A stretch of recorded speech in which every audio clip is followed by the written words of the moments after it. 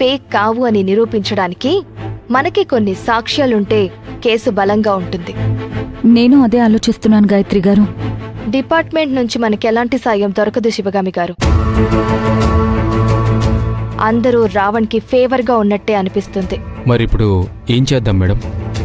మనం ఏదైనా private detective పర్సన్ని హైర్ చేసి ఆ కేసులో సాక్ష్యాల్ని గ్యాదర్ చేయమని చెప్తే బావుంటుందని నాకు అనిపిస్తుంది. రామ్ కుమార్ గారు, మీరొక పని చేయండి. సిటీలో ఉన్న బెస్ట్ ప్రైవేట్ డిటెక్టివ్ ఏజెన్సీ ఏదో కనిపెట్టండి. వాళ్ళని కన్సల్ట్ చేద్దాం. నాకు తెలిసిన కొన్ని ఏజెన్సీస్ ఉన్నాయి, వాళ్ళతో మాట్లాడండి. అప్పుడప్పుడు కొన్ని కేసుల్లో నేను వాళ్ళ హెల్ప్ తీసుకుంటూ ఉంటాను.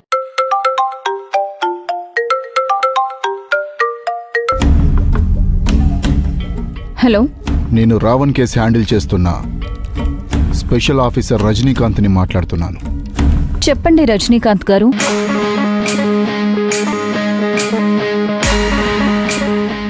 మిమ్మల్ని ఎంక్వైరీ చేయడానికి కస్టడీకి తీసుకోవాలి. మీరు పోలీస్ స్టేషన్కి వస్తారా, నన్ను రమ్మంటారా? అలా ఎలా పడితే అలా కస్టడీకి తీసుకోవడం కుదరదు ఆఫీసర్.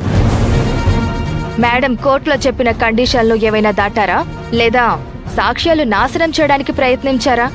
ఏ కారణంతో మేడంని కస్టడీకి తీసుకోవాలి? విచారించాలి. కోర్టు ఆర్డర్ ఉందా?